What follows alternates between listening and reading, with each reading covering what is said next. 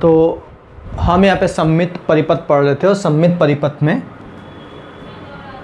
हम 2 सममिति पढ़ चुके थे। तीसरी सममिति की बात करता हूँ।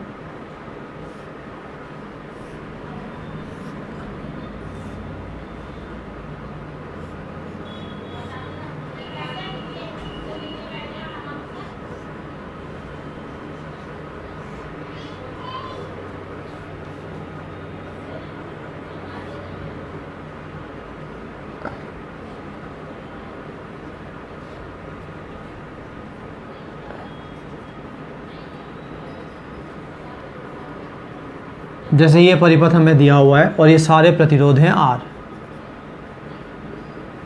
सारे रेजिस्टेंस R हैं।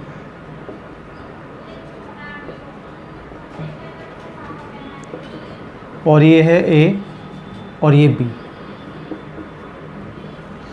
तो इस वाले क्वेश्चन को करने के लिए हम दोनों तरह की सिमेट्री का यूज़ कर सकते हैं, दोनों तरह की सममिति, बल्कि तीनों तरह की सममिति। यहाँ पे मैं इन और आउट का भी यूज़ कर सकता हूँ, यहाँ पे मैं मिरर का भी यूज़ कर सकता हूँ। जैसे अगर मिरर की बात करूँ तो चेक करना, यहाँ पे ये जो लाइन ए बी है इसके लंब समद्विभाजक खींच दूँ। तो अगर लंब समद्विभाजक खींचूँगा तो ये दर्पण बनेगा मेरा, ये मिरर बनेगा। और ये मिरर बनेगा तो चेक करना, अगर यहाँ पे करंट I1 तो इसकी इमेज I1, यहाँ करंट I2 तो इसकी इमेज I2, यहाँ करंट I3 तो इसकी इमेज I3, यहाँ करंट I4 तो इसकी इमेज I4, और सिमिलर I4 यहाँ पे ऐसे चला जाएगा, ये I2 के बराबर ही होगा। तो चेक करना यहाँ पे, इसका मतलब ये होगा, ये जैसे यहाँ से करंट है, ये I2 ले लेता हूँ बेटा, क्योंकि I2 जाने वाला है यहाँ पे, और यहाँ पे ये I4। तो चेक करना, जब I2 करंट है यहाँ से इधर चला गया, ऐसे I1 करंट सीधा चला गया और I4 करंट यहाँ पे चला गया, यानी ये जो दोनों प्रतिरोध हैं, इन दोनों प्रतिरोध में किसी तरह का कोई करंट नहीं जा रहा। तो अब यहाँ पे अगर बात करें तो समझना ध्यान से, इसमें ये हो गया 2R, मतलब ये R R R और R, ये 4R, चारों के चारों श्रेणी क्रम में यानी सीरीज़ में है। ये R और R 2R, ये श्रेणी क्रम में हो गए। ये R R R और R, ये अगेन 4R। तो अब यहाँ पे अगर इसका रिजल्टेंट निकालूँ तो 1/4R plus 1/2R plus 1/4R, LCM आएगा 4R, 1 + 2 + 1, तो ये आ गया 1/R। तो R इक्वलेंट की वैल्यू R आ गई।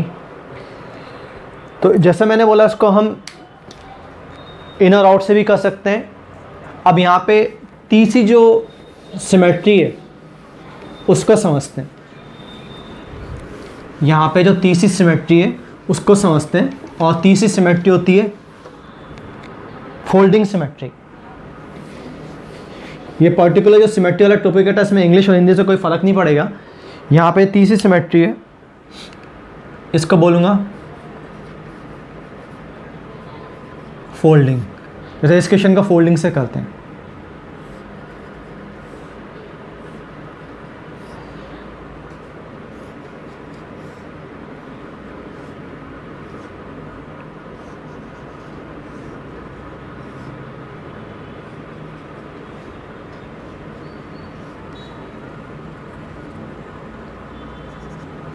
ये सारे प्रतिरोध, क्वेश्चन वही है जो अभी कर रहा था,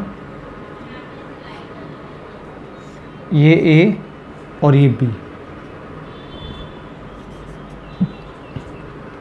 तो समझना फोल्डिंग सिमेट्री में क्या होता है बेटा, जैसे जब हम बात करते हैं मिरर सिमेट्री की, तो जो लाइन ए बी होती है इसके लंब समद्विभाजक खींचते हैं। लेकिन जब मैं बात करता हूँ फोल्डिंग सिमेट्री के लिए, तो फोल्डिंग सिमेट्री में जो लाइन ए बी है इसके दोनों तरफ दिखेंगे। जैसे ये लाइन ए बी है, इसके दोनों तरफ देखूँ ऊपर और नीचे, आगे इसके दोनों तरफ देखूँ ऊपर और नीचे, बिल्कुल एक जैसा परिपथ है। तो यहाँ पे मैं फोल्डिंग सिमेट्री का यूज़ कर सकता हूँ, यानी इसको मैं फोल्ड कर दूंगा, इसको मोड़ दूंगा। जैसे सपोज करो मैंने पॉइंट बोला 1, ये बोला 2, ये बोला 3, तो सेम ऐसे ही नीचे ये पॉइंट आ रहे हैं 1 2 और 3, बिल्कुल एक जैसा है। तो अब इसको मैं फोल्ड कर दूं बेटा, अगर मैं इसको फोल्ड करूंगा तो चेक करना क्या बनाइए, फोल्ड करूंगा तो ये जो दो प्रतिरोध हैं ये तो ऐसे कैसे यहां पे लगा दी मैंने। अब चेक करना, ये 1 और 1 दोनों एक साथ आ गए, ऐसे ही 2 दोनों एक साथ आ गए और 3 दोनों एक साथ आ गए। फोल्ड कर देता हूँ, इसको ऊपर ले गया मैं। तो अब चेक करना, ये वाला R और ये वाला R दोनों यहाँ पे A और 1 के बीच में है, तो बेटा ये दोनों समांतर क्रम में होगा। इसको फोल्ड कर दूँ तो दोनों का एक सिरा कहाँ पे है, A पे, और दोनों का दूसरा सिरा किस पे है, 1 पे।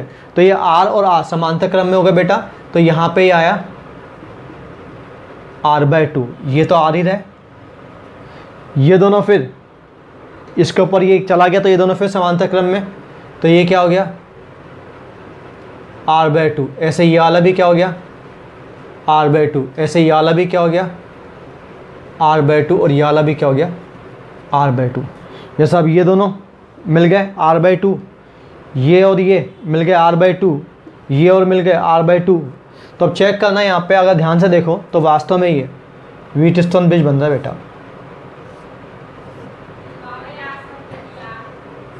ये है तुम्हारा A, ये है तुम्हारा B। चेक करना, इस पॉइंट को नाम दे देता हूँ C, इस पॉइंट को नाम देता हूँ D। तो ये दोनों श्रेणी क्रम में हो गए।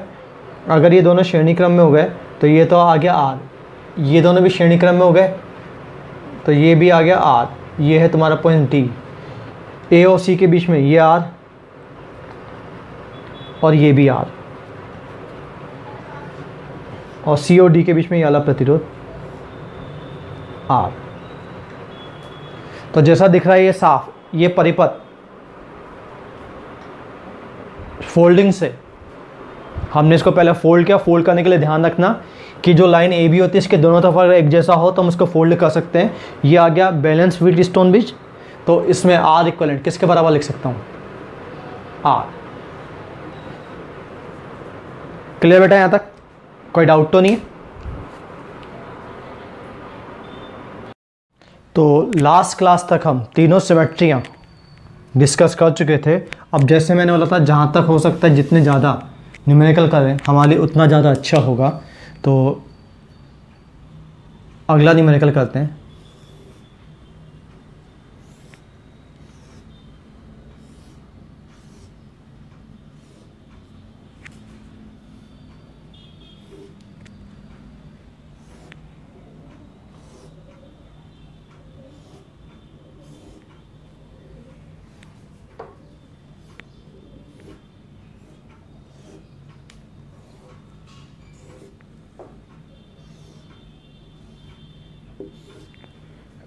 ये इस तरह से दिया हुआ है।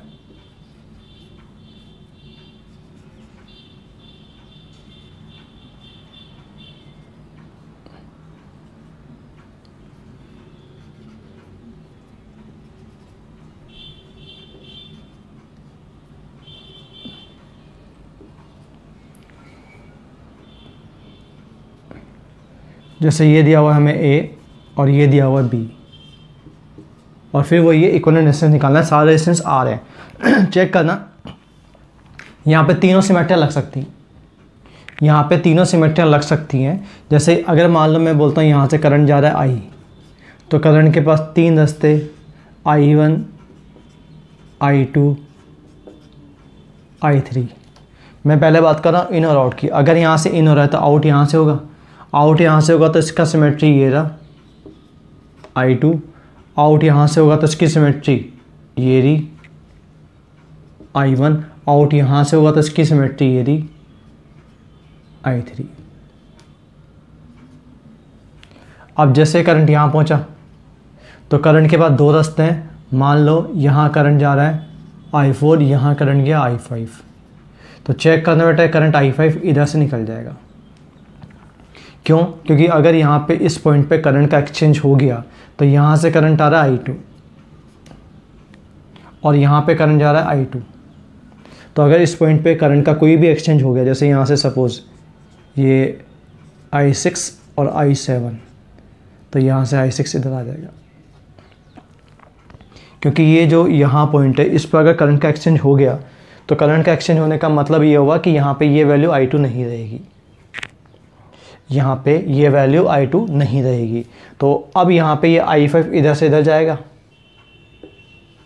I6 इधर से इधर चल जाएगा और I2 सीधा निकल जाएगा। तभी जाके पॉसिबल है कि यहाँ पे कौन सा करंट मिल जाए, I2। सिमेट्री है, सिमेट्री से यहाँ पे यूज़ करूँ तो यहाँ पे अब ये जो पॉइंट है यहाँ पे कनेक्शन हो या ना हो कोई फ़र्क नहीं पड़ेगा। ये मैं समझा रहा हूँ किससे, ये मैं समझा रहा हूँ बेटा इन और आउट से। अब चाहो तो इसको फोल्डिंग से भी कर सकते हो, चाहो तो मिरर से भी कर सकते हो। जैसे अब मिरर के लिए बात करता हूँ,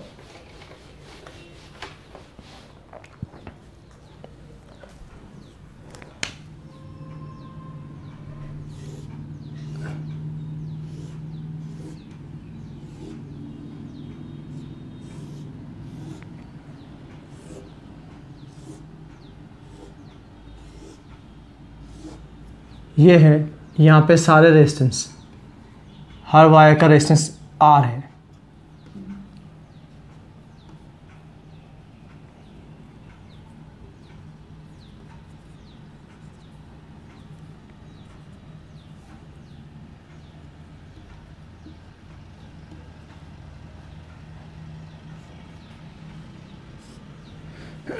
जैसे यहाँ पे हर वायर का रेजिस्टेंस है R, ये A और ये B। तो अब चेक करना, अगर मैं यहाँ पे बात करता हूँ मिरर की,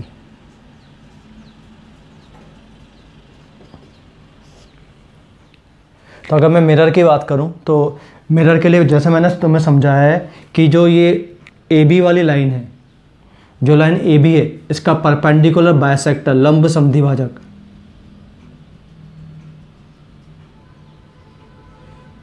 ये मैंने खींच दिया।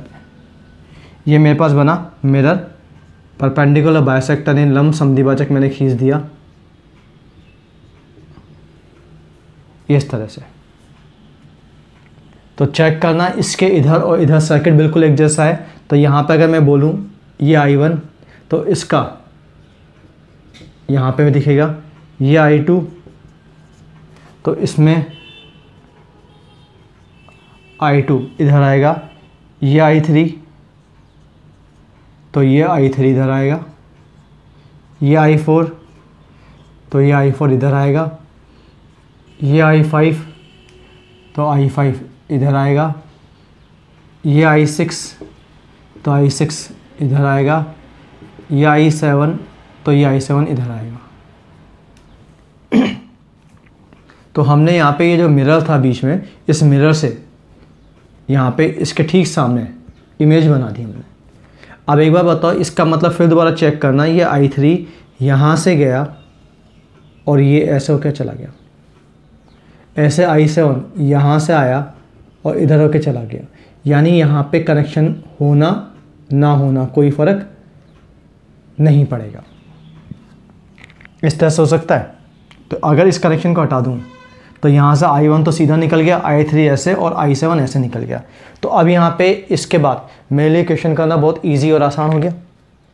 अब चलो इसको सोल्व कर लेता हूँ, फिर यहाँ पे बात कर लेता हूँ।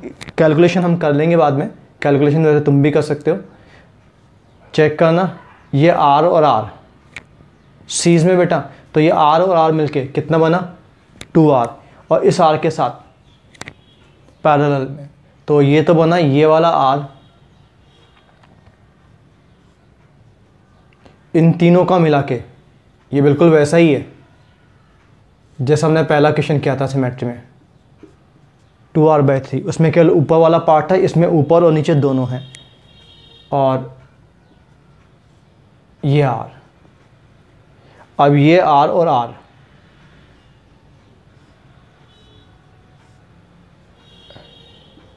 ये R और R, और सिमिलर नीचे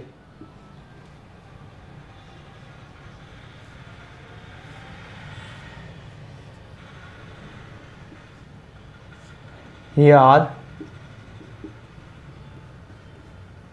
ये 2R/3 और ये R। तो चेक करना, ये हम पहले भी सोल्व कर चुके हैं।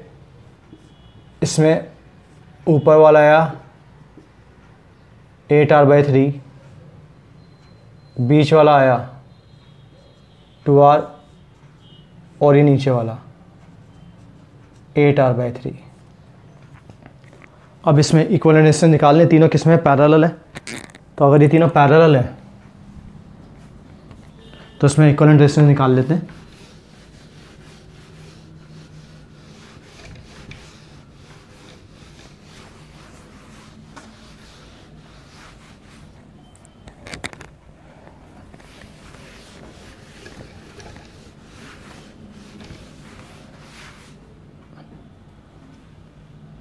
One upon 8r/3 plus 1 upon 2r plus 1 upon 8r/3, तो ये आ गया 3 upon 8r, 1 upon 2r, 3 upon 8r, LCM आया 8r, 3 प्लस 4 प्लस 3, तो ये आ गया तुम्हारे पास 3/4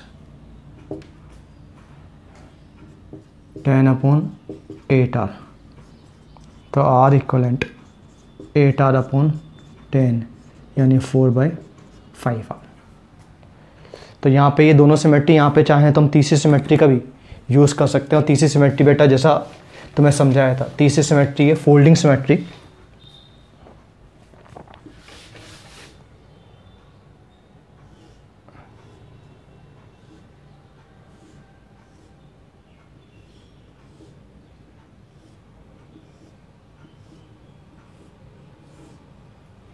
ये सारे रेजिस्टेंस R हैं,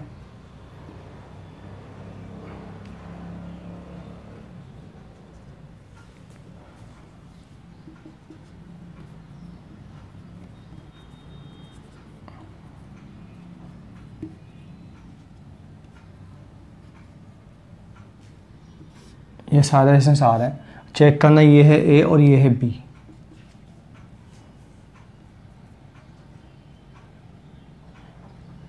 अब जैसे मैंने बोला था फोल्डिंग कब करेंगे बेटा, जो ए बी के अलोंग लाइन है, यानी जो लाइन ए बी है उसके दोनों तरफ एक जैसा हो, तो ऊपर और नीचे बिल्कुल एक जैसा है, तो यहाँ पे मैं फोल्ड कर सकता हूँ। जैसे पॉइंट को नाम देना स्टार्ट करता हूँ, ये 1 बनेगा तो ये भी 1 बनेगा, ये 2 बनेगा तो ये भी 2 बनेगा, तो ये बिल्कुल एक जैसे हैं। और यहाँ पे अब अगर मैं फोल्ड कर दूँ,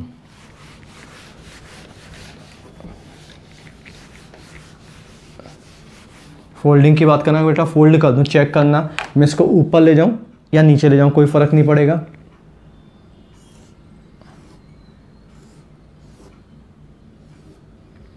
ये ए और बी समझाने के लिए, ये 1 डैश और ये 2 डैश, तो ये यहाँ पे 1 और 1 डैश दोनों साथ आ गए, यहाँ 2 और 2 डैश दोनों साथ आ गए बेटा। तो ये तो ऐसे के सीधे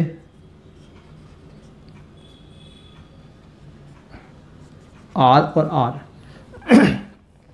चेक करना। अब ये वाला इस पे आके गिर गया तो ये कितना हो गया, R/2। सिमिलरली ये वाला और ये वाला मिल गए तो ये भी कितना हो गया, R/2। ये वाला और ये वाला आपस में मिल गए तो ये कितना हो गया, R/2। ये वाला और ये वाला आपस में मिल गए तो ये हो गया R/2। ये वाला और ये वाला आपस में मिल गए R/2। और ये बिल्कुल हमारा ऐसा फर्स्ट न्यूमेरिकल था। तो यहाँ से अगर तुम्हें प्रॉब्लम नहीं हो तो फोल्डिंग लगा चुका हूँ, मैं बोल रहा हूँ यहाँ से कनेक्शन नहीं रहेगा। कारण में पता है, चाहो तो इन और आउट कर सकते हो, चाहो तो मिरर कर सकते हो। यहाँ से करंट सीधा निकल जाएगा और यहाँ से करंट ऐसे ऐसा आएगा। तो चेक करना, अब यहाँ पे फ़र्क क्या पड़ा, मामूली सा फ़र्क आया। ये तो आ गया R/2, ये भी आ गया R/2, और ये चेक करना, ये आएगा R/3।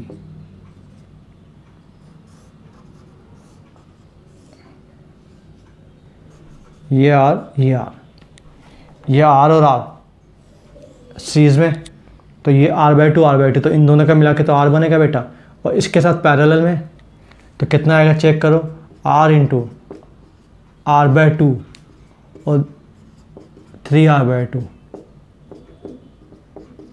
R/3 आ गया। अब चेक करना ये तो 2R सीरीज़ में, ये R/2 R/2 R और R/3,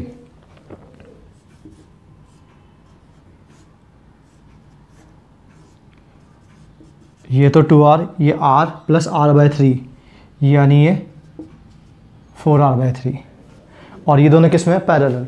अब पैरेलल में अगर मैं यूज़ कर लूँ तो चेक करना, मैं यूज़ करूँगा R1 R2 upon R1 plus R2,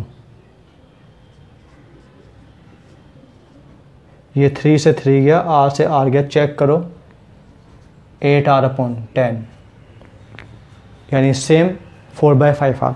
तो मेथड यहाँ पे तीनों लग सकते हैं। ये जो दो लगातार मैंने न्यूमेरिकल लिए हैं, दोनों ऐसे न्यूमेरिकल थे जिसमें दोनों तरह की सिमेट्री यूज़ हो रही है, यानी इन दोनों न्यूमेरिकल में इन और आउट सिमेट्री, मिरर सिमेट्री और फोल्डिंग सिमेट्री, तीनों ही सिमेट्री यहाँ पे यूज़ हो रही हैं।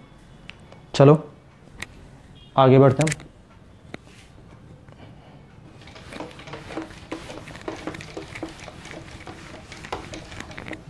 थोड़े से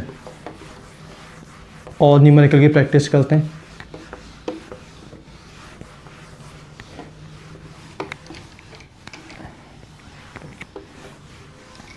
ताकि थोड़ा सा और समझ में आए हमें।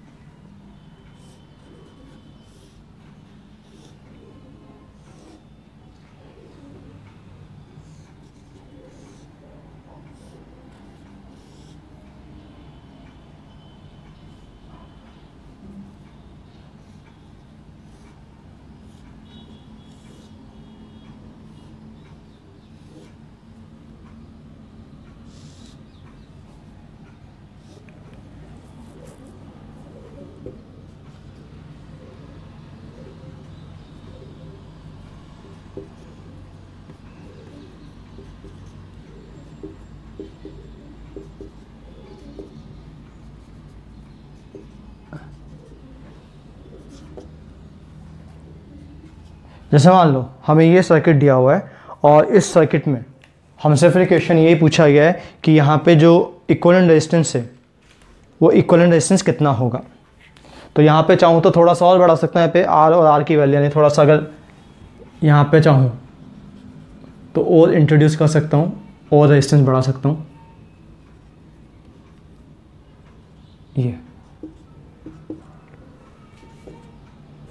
ये दिया हुआ है। अब हमें यहाँ पे R इक्विवेलेंट निकालना है, तो चेक करना अगर R इक्विवेलेंट निकालने तो पे कौन कौन सी सिमेट्री यूज़ हो सकती हैं, इसकी बात करते हैं। सबसे पहले यहाँ पे इन और आउट सिमेट्री यूज़ हो सकती है, यहाँ से इन और आउट सिमेट्री यूज़ हो सकती है। और यहाँ पे अगर मैं चाहूँ तो चेक करना सबसे ज़्यादा ईजी और आसान जो पड़ेगा वो पड़ेगा मेरे लिए मिरर सिमेट्री।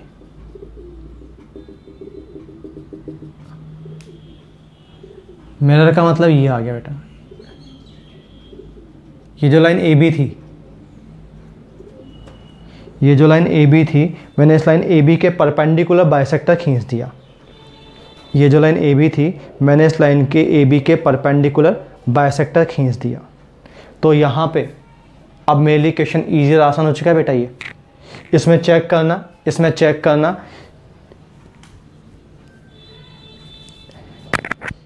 मिरर की बात करोगे तो मिरर से भी हो रहा है, ये इन और आउट से भी हो रहा है, और अगर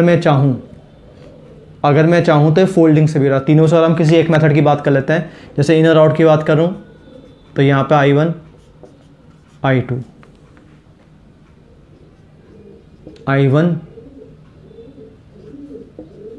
I2 चेक करना। यहाँ पे अगर करंट जा रहा है I3 और यहाँ करंट जा रहा है I4, तो मिरर से बात कर रहा हूँ बेटा। अगर मिरर से बात करूँगा तो चेक करना, मिरर से मैं ऐसा बोल सकता हूँ, इसकी इमेज यहाँ पे आएगी तो ये बना I3, इसकी इमेज यहाँ जाएगी तो ये बना I4।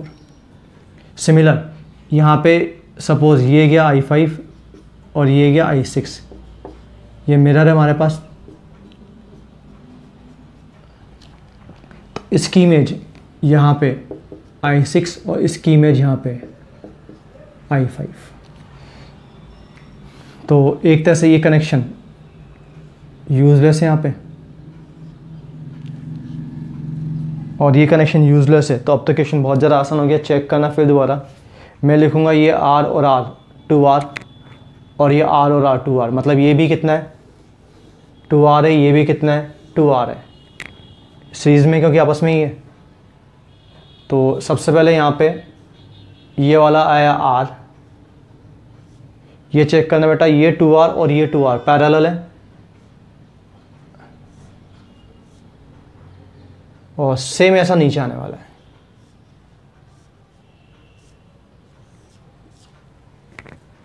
तो सेम ऐसा अगर नीचे लेके आऊँ तो ये बेटा R, इनका मिला के ये 2R है और ये भी 2R है, ये पैरेलल है। तो 2R और 2R पैरेलल में होंगे तो इनका R आने वाला है, ये वाला R सिमिलर, ये R, इनका मिला के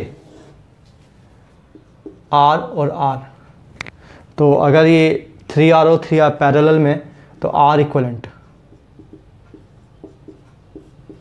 3R/2 आ गया, R इक्वलेंट 3R/2 आ गया। तो ये इस तरह से यहाँ पर, जैसे मैंने बोला, यहाँ पे तुम बाकी दो सिमेट्री भी यूज़ कर सकते हो, यहाँ पे तुम इन और आउट भी यूज़ कर सकते हो, यहाँ पे तुम इन और आउट भी यूज़ कर सकते हो, और यहाँ पे तुम फोल्डिंग भी यूज़ कर सकते हो। यहाँ पे जो तुम्हारी इच्छा हो वो सिमेट्री हम यहाँ पे बहुत आराम से, बहुत ईजी में यूज़ कर सकते हैं। चलो अगले क्वेश्चन की तरफ बढ़ते हैं।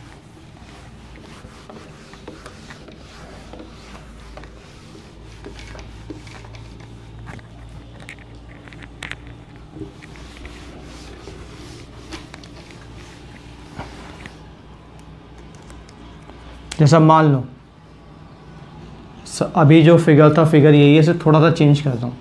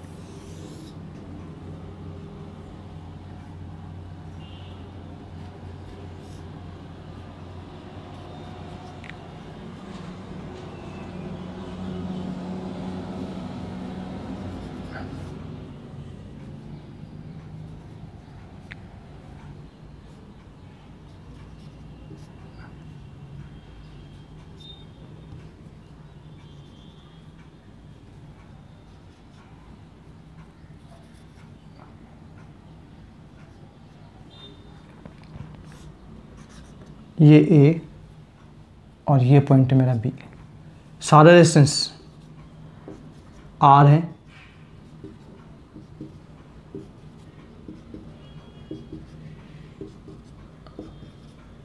और अब हमें यहाँ पे R इक्वलेंट कैलकुलेट करना है। ये सारे रेजिस्टेंस यहाँ पे R है, और अब हमें यहाँ पे R इक्वलेंट कैलकुलेट करना है। तो समझना यहाँ पे कौन कौन सी सिमेट्री यूज़ कर सकते हैं। यहाँ पे इन और आउट सिमेट्री यूज़ हो सकती है, यहाँ पे इन और आउट सिमेट्री यूज़ हो सकती है। कैसे इन और आउट यूज़ हो सकती है तो समझना बेटा, अगर मैं बोलता हूँ यहाँ से करंट जा रहा है I, तो करंट का 3 रास्ते हैं, और यहाँ से करंट बाहर आएगा तो यहाँ पे भी करंट के पास 3 रास्ते हैं। तो सिमेट्री का यूज़ कर सकता हूँ बहुत आराम से इन और आउट। जैसे यहाँ से एंटर हूँ चाहे यहाँ से, दोनों बिल्कुल एक जैसे आते हैं। यहाँ पे इन और आउट सिमेट्री का यूज़ कर सकते हैं। लेकिन यहाँ पे फिर दोबारा सबसे ज़्यादा ईजी जो पड़ेगा वो है मिरर सिमेट्री। क्या यहाँ पे मैं फोल्डिंग सिमेट्री का यूज़ कर सकता हूँ? फोल्डिंग सिमेट्री का यूज़ नहीं कर सकता, क्योंकि फोल्डिंग सिमेट्री के लिए मुझे ए और बी के लिए अगर कैलकुलेट करना है तो ए और बी के दोनों तरफ, यानी इनको मिलाने वाली जो लाइन है उसके दोनों तरफ एक जैसा होना चाहिए। तो यहाँ पे इसके नीचे सर्किट ही नहीं है, यहाँ पे ए और बी के नीचे सर्किट ही नहीं। ऊपर तो सर्किट है लेकिन ए और बी के नीचे सर्किट नहीं है। तो अगर यहाँ पे ए और बी के नीचे सर्किट नहीं है, अगर यहाँ पे ए और बी के नीचे सर्किट नहीं है, तो यहाँ पे मैं कौन सी सिमेट्री का यूज़ नहीं कर सकता बेटा? यहाँ पे मैं फोल्डिंग सिमेट्री का यूज़ नहीं कर सकता। यहाँ पे मैं मिरर सिमेट्री का यूज़ कर सकता हूँ, क्योंकि मिरर सिमेट्री में हम ये बोलते हैं ये हमने परपेंडिकुलर बाइसेक्टर खींच दिया, और ये परपेंडिकुलर बाइसेक्टर हमने यहाँ पे खींच दिया तो ये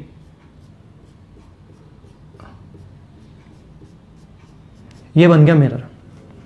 तो इस मिरर में अगर यहाँ पे करंट I1, तो यहाँ पे करंट I1, यहाँ करंट I2, तो यहाँ करंट I2, यहाँ करंट अगर I3, तो यहाँ करंट I3, यहाँ करंट अगर I4 है तो यहाँ पे करंट I4 आ गया, यहाँ करंट अगर I5 है तो यहाँ करंट I5 आ गया।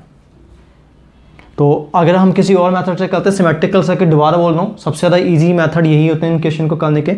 आप चेक करना, यहाँ से जो R5 है वो यहाँ से यूँ जा रहा है बेटा, और यहाँ से जो I2 है वो यहाँ से यूँ जा रहा है।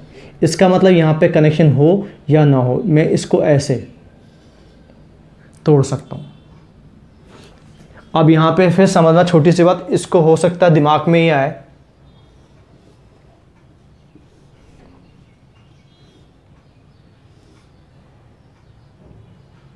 ये इधर जा रहा है I5, इधर भी जा रहा है I5, इधर जा रहा है I2, इधर जा रहा है I2। तो अब यहाँ पे मेरे को इस पॉइंट को हटाने के दो तरीके थे।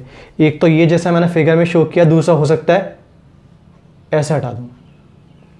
पर ऐसे हटा दूंगा तो बात बनेगी नहीं। क्यों नहीं बनेगी बात? क्योंकि यहाँ पे कितना करंट जा रहा है I5, और यहाँ पे कितना जा रहा है I5। कारण समझ में आ गया? मिरर से बात कर रहा हूँ, मिरर में इसकी इमेज यहाँ पे नजर आएगी।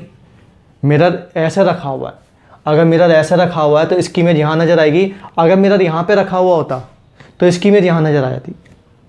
अगर मिरर यहाँ होता तो इसकी इमेज, बट अभी तो हमारे सामने जो क्वेश्चन है न्यूमेरिकल है उसके अकॉर्डिंग मिरर ऐसे रखा हुआ है तो इसकी इमेज यहाँ नज़र आएगी। तो चेक करना, यहाँ पे अगर मैं इसको ऐसे तोड़ता हूँ, ये जो यहाँ पे पॉइंट था, अगर मैं इसको ऐसे तोड़ता हूँ तो ये I5 है, तो बेटा यहाँ पे ये I2 करंट आ रहा है, ये इक्वल नहीं है, तो ऐसा हम नहीं तोड़ सकते, ये गलत है। तो सही चीज़ ये है बेटा। और अब अगर सही चीज़ ये है तो अब इसमें हमारे लिए इक्विवेलेंट निकालना बहुत ज़रा आसान है। चेक करना, सबसे पहले बात करता हूँ, ये R और R 2R। चेक करना बेटा, ये R, ये जो बात कर रहा हूँ ये R और R, ये भी सीरीज में है, तो ये भी कितना हो गया 2R, ये भी कितना हो गया 2R। अब ऐसे ही चेक करना बेटा, यहाँ पे ये R और R, ये 2R सीरीज में है क्योंकि दोनों, ये भी 2R क्योंकि सीरीज में है, तो ये 2R और 2R, यानी ये वाला 2R और ये वाला 2R पैरेलल में है, तो कितना हो बेटा R हो गया बेटा। तो चेक करना, ये R, ये पूरा R और ये वाला R।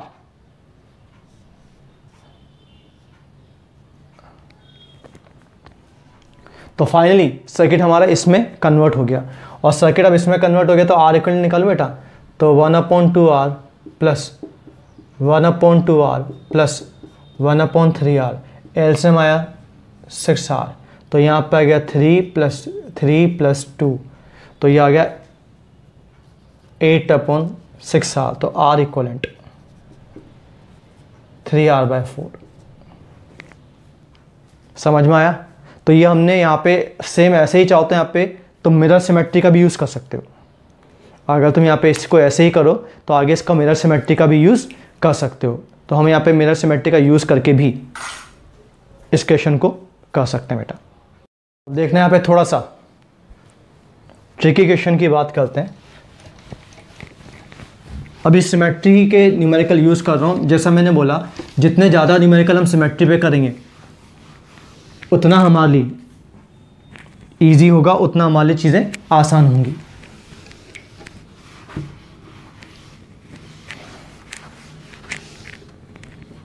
जैसे मान लो अब मुझे दिया हुआ है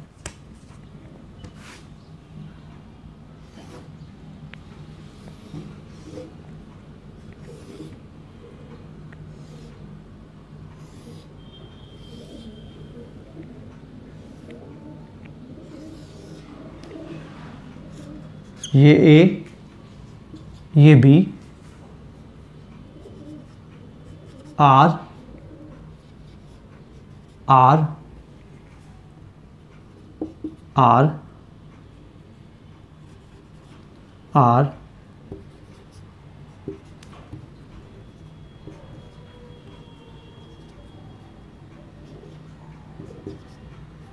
ये दिया हुआ है। तो इसमें कौन कौन सी सिमेट्री यूज़ कर सकते हैं, जैसा तुम सबको पता है यहाँ पे मैं सिमेट्री यूज़ कर सकता हूँ, एक तो इन और आउट, एक यूज़ कर सकता हूँ यहाँ पे मिरर। मैं यहाँ पे फोल्डिंग यूज़ नहीं कर पाऊँगा, ये बिल्कुल वैसा क्वेश्चन है जैसा भी हमने जस्ट पिछला क्वेश्चन किया है। तो चेक करना यहाँ पे अगर मिरर सिमेट्री यूज़ कर लूँ तो यहाँ करंट I1, तो यहाँ current I1, I2, I2, I3, I3, I4, I4, I5, I5। तो यहाँ पे जो कनेक्शन हटेगा बिल्कुल वैसा ही क्वेश्चन है जैसा भी हमने किया हुआ है। तो अब यहाँ पे ये क्वेश्चन चेक करना, ये वाला नीचे रेजिस्टेंस आया R, ये R और R सीरीज में आ गए, तो ये आ गया 2R, और ये सीरीज में 2R इसके साथ पैरेलल, तो ये R, ये 2R/3 इनका मिला के, और ये R। अब इनको यूज़ करूँ बेटा तो ये आ गया 1/, ये बेटा इन तीनों का 8R/3 आएगा सीरीज में, तो 1/R plus 1/2R plus 1/8R/3, तो एलसीएम 8R आ गया बेटा, ये 3 ऊपर चला जाएगा यहाँ पे, तो यहाँ पे आ गया 8, यहाँ पे आ गया 4 और यहाँ पे आ गया 3, तो 8 और 4 12 और 3 15, तो यहाँ पे जो R इक्वलेंट आएगा वो आएगा 8/15R। तो ये अगेन सिमेट्री का यूज़, मैं जैसे सिमेट्री पे न्यूमेरिकल स्टैंड ज़्यादा कर रहे हैं, हमें देखते ही पहचान में आ जाना चाहिए कि किस तरह से न्यूमेरिकल को कर रहे हैं। अब चेक करना, यहाँ पे एक न्यूमेरिकल ऐसा है बेटा, पिरामिड बना हुआ है,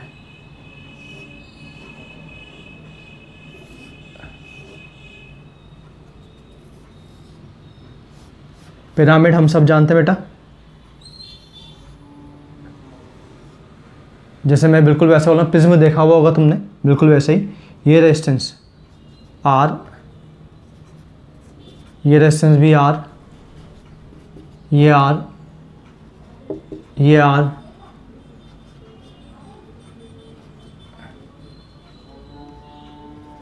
ये सारे रेजिस्टेंस है R,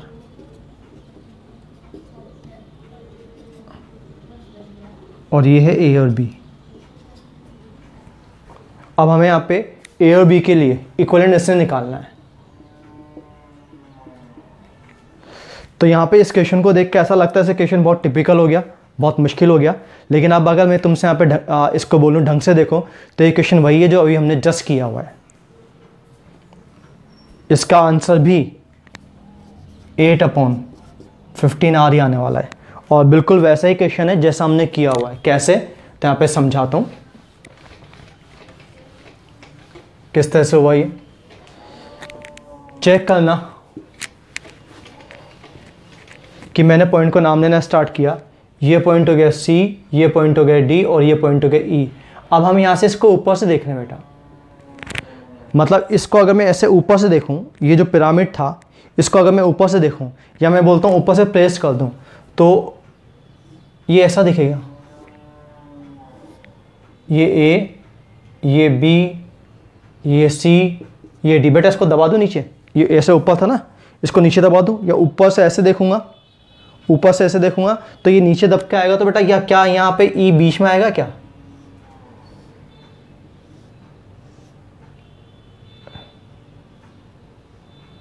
ये पॉइंट बनेगा मेरा E। और चेक करो, ये R, ये R, ये R, ये R,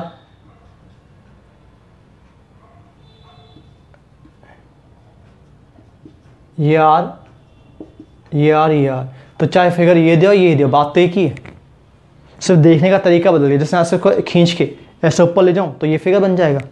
तो अभी इसका जस्ट हमने कैलकुलेट किया, अभी जस्ट हमने समझा यहाँ पे कौन सी सिमेट्री लगाई थी, मिरर सिमेट्री लगाई थी, तो यहाँ से ये चला गया और यहाँ से चला गया। तो इसका आंसर भी सेम क्वेश्चन आगे वैसा ही है जैसा अभी हमने किया हुआ है। तो सिमेट्री के ऊपर ही कुछ क्वेश्चन हालांकि भी ख़त्म नहीं हुए, सिमेट्री के ऊपर भी और क्वेश्चन करने और न्यूमेरिकल करने, तो जाके हम इसमें और ढंग से बात कर पाएंगे। तो यहाँ पे जैसे अभी क्यूब वाले क्वेश्चन आएंगे और दूसरे क्वेश्चन भी आएंगे, तो आगे भी सिमेट्री कंटिन्यू करेंगे बेटा।